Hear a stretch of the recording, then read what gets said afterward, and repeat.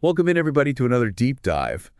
Today, we're going to be taking a look at GameStop, All right. specifically for you, our financial expert listeners. We're diving into a pool of Reddit posts from our Superstonk, a community known for its, Unique? unique perspective on GME. Very unique. So think of this deep dive as your shortcut to understanding what's got this corner of the internet buzzing.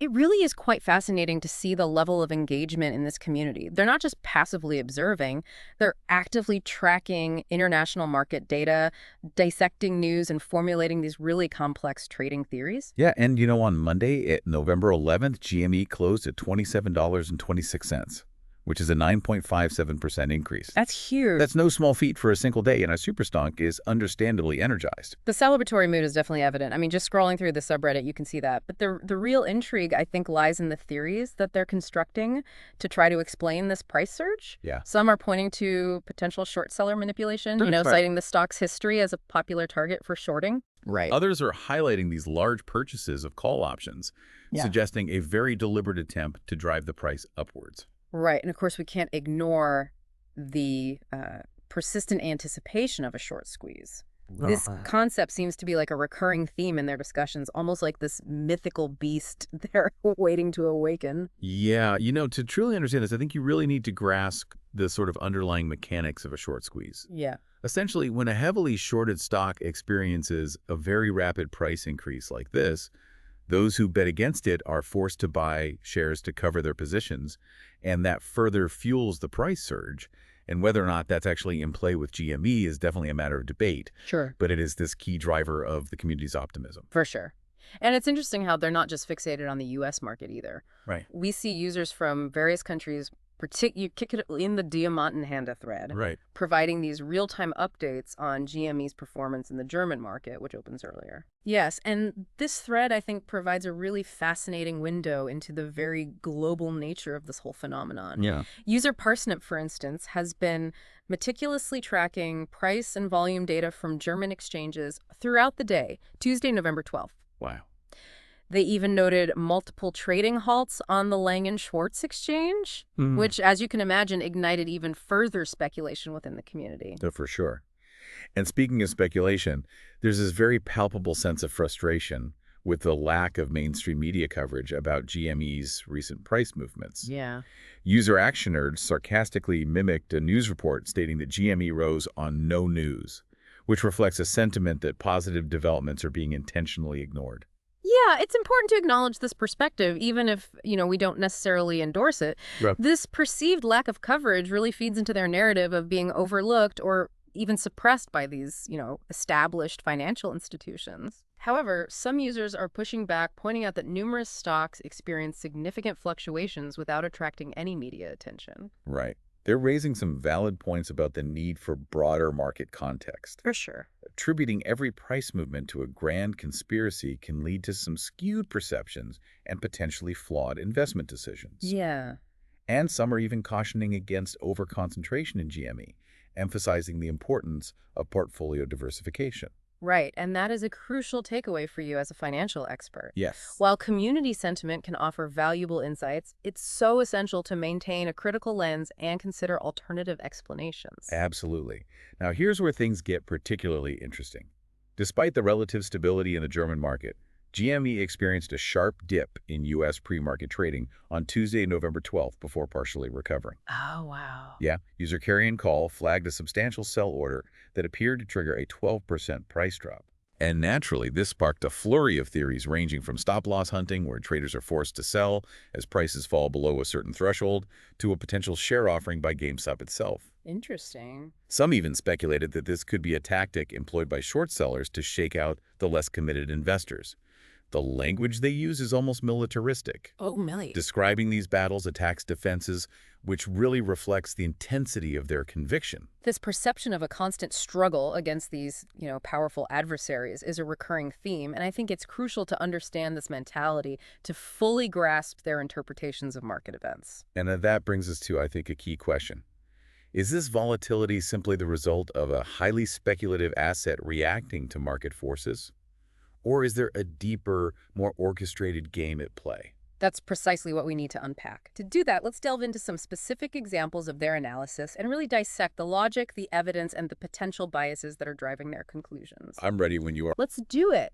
Okay, so let's look at user Persnip's very detailed breakdown of German market activity. Okay. They've meticulously documented these trading halts, the price fluctuations, volume spikes, attempting to decipher patterns and sort of predict these future movements. It's impressive. Yeah, their dedication is impressive, but it also highlights, I think, the risk of confirmation bias. Right. They're actively seeking these data points that support their pre-existing belief in GME's potential for, this massive price surge. Right. For instance, they interpret a high volume of buy orders as a sign of institutional investors entering the market. Right. But this could easily be attributed to retail investors driven by FOMO or the fear of missing out. Exactly. It's a classic case of seeing what you want to see. Right. They're interpreting every fluctuation, every halt, as a piece of the puzzle that confirms their thesis, even if those interpretations lack concrete evidence.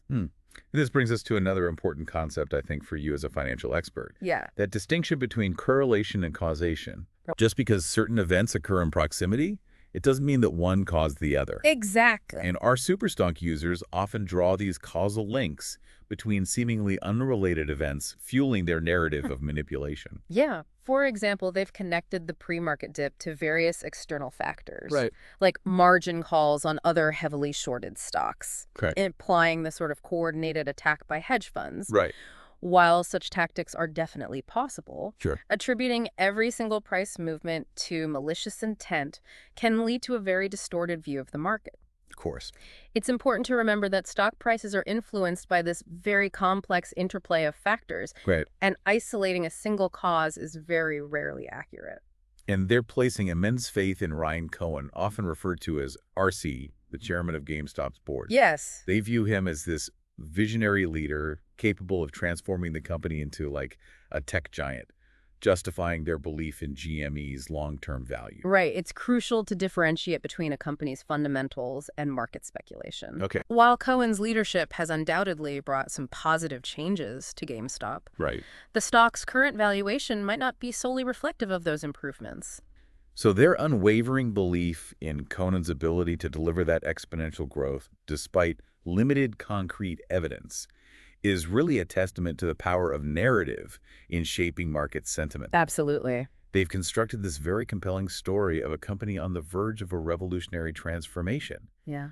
And it's attracted this loyal following of believers. And this shared narrative also really fosters, I think, this strong sense of community. Right. They use these phrases like diamond hands, signifying their commitment to holding the stock despite volatility, and apes together strong, highlighting their collective power. It's almost like they've created their own financial lexicon, Yeah. really strengthening their sense of belonging and reinforcing their shared beliefs. And this group identity can be a double-edged sword. And how so? Well, while it does promote camaraderie and support, Yeah. it can also lead to these echo chambers where dissenting opinions are silenced, further amplifying that confirmation bias.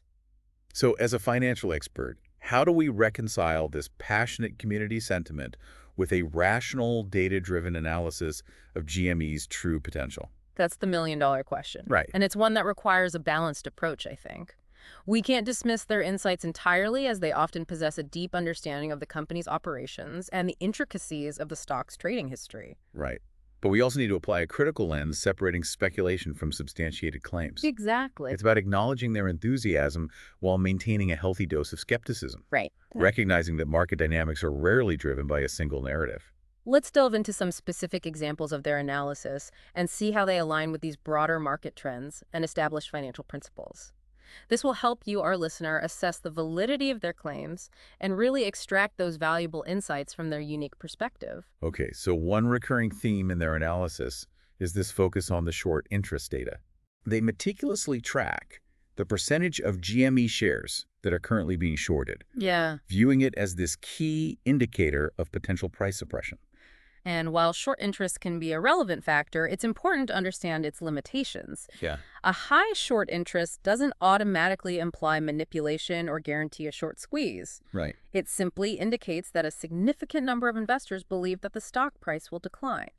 They often cite these examples of heavily shorted companies that experience these dramatic price surges, Right. and they use those as precedents for what could happen with GME. Yeah. However, they sometimes overlook the specific circumstances that led to those events, Yeah. which might not be applicable in this case. Right, and that's where a broader market perspective comes in. Yeah. We need to consider macroeconomic factors, industry trends, the company's financial performance, alongside the short interest data. Sure. A comprehensive analysis requires this multifaceted approach, not just a singular focus on one metric. And they also devote considerable attention to analyzing options activity, Right. particularly the purchase of call options, which they interpret as bullish signals. Yeah. They meticulously track the volume and the expiration dates of these options contracts, Wow. attempting to predict potential price triggers. Their understanding of options trading is quite sophisticated, which is impressive for a retail investor community. Yeah. However, they sometimes oversimplify the complexities of these option strategies. Right. High call option volume doesn't always indicate an impending price surge. Right. It could also be part of a hedging strategy or a more complex trading play. So it's a reminder that interpreting market data requires nuance and a deep understanding of these various trading mechanisms. For sure. Their enthusiasm for options analysis is commendable, Yeah. but it's essential to avoid drawing these hasty conclusions based on isolated data points. So what can you, our financially savvy listener, take away from all of this? Yeah, that's the question. While our super stonks analysis can be insightful, it's crucial to approach it with a critical and discerning eye. Right. Their deep dive into GME is valuable, For sure. but it shouldn't be your sole source of information. I agree. They've uncovered some intriguing data points and they've raised some thought-provoking questions. They have. But their interpretations are often colored by their very strong conviction in this specific narrative, Yeah. which can lead to confirmation bias and potentially flawed conclusions. As financial experts, we must synthesize their insights with our own knowledge and independent research. Absolutely. We need to consider alternative perspectives, Yeah. analyze those broader market trends, For sure. and evaluate the company's fundamentals alongside the speculative fervor surrounding it. Right. Ultimately, this deep dive into the world of our superstock serves as a reminder of the importance of critical thinking and independent analysis. Couldn't agree more. The community's passion for GME is undeniable, Yep. but it's our responsibility as professionals to separate the hype from the reality and make informed decisions based on a holistic understanding of the market. Well said. I think that's a great place to wrap up. All right, everyone. Thanks so much for joining us for another deep dive. We'll see you next time.